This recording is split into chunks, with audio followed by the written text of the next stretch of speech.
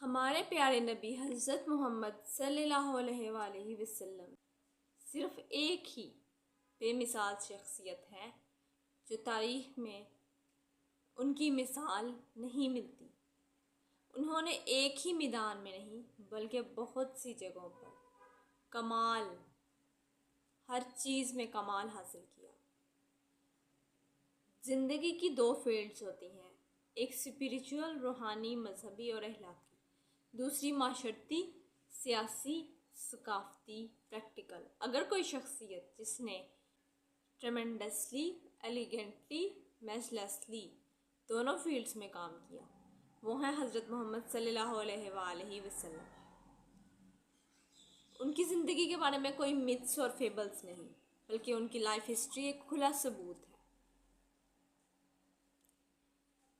Indeed, in the Messenger of Allah, you have an excellent example of whoever has hope in Allah and last day and remembers Allah often.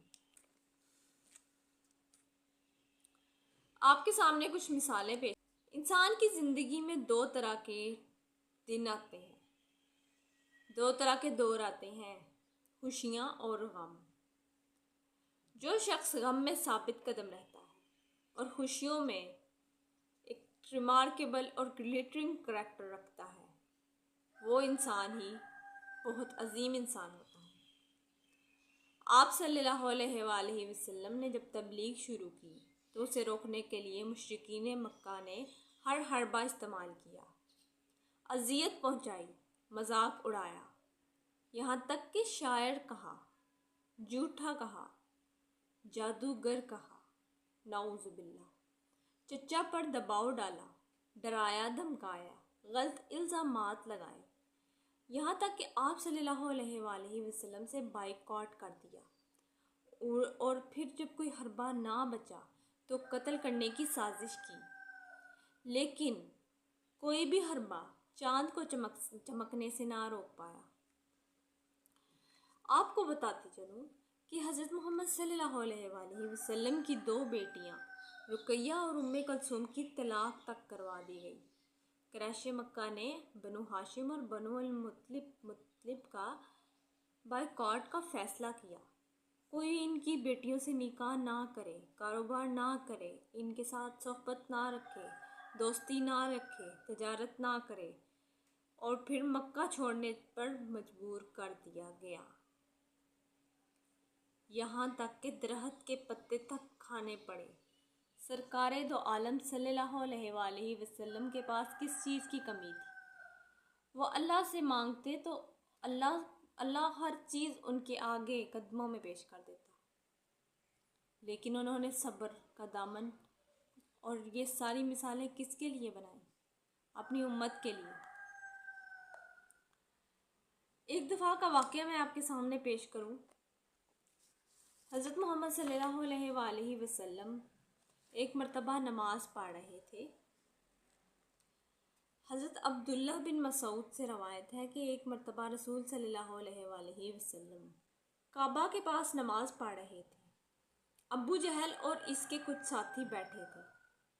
ابو جہل نے پوچھا، تم میں سے کون ہے جو فلاں قبیلے کے اونٹ کی اوجڑی لا کر محمد صلی اللہ علیہ وآلہ وسلم پر ڈالے جب کہ وہ سجدہ کر رہے ہیں؟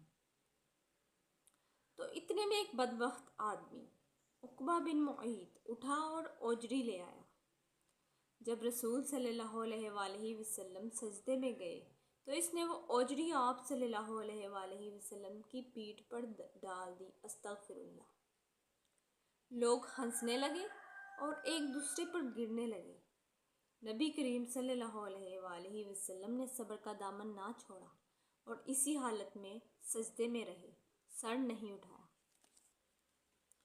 یہاں تک کہ آپ صلی اللہ علیہ وآلہ وسلم کی صاحبزادی حضرت فاطمہ آئیں اور اس گندگی کو اٹھایا۔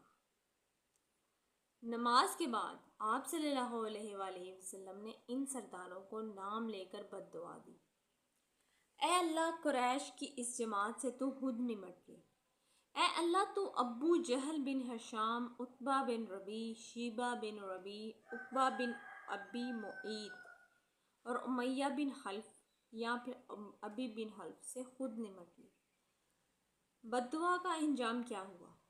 حضرت عبداللہ رضی اللہ تعالیٰ عنہ فرماتے ہیں کہ میں نے ان تمام لوگوں کو جنگ بدر میں قتل ہوتے دیکھا۔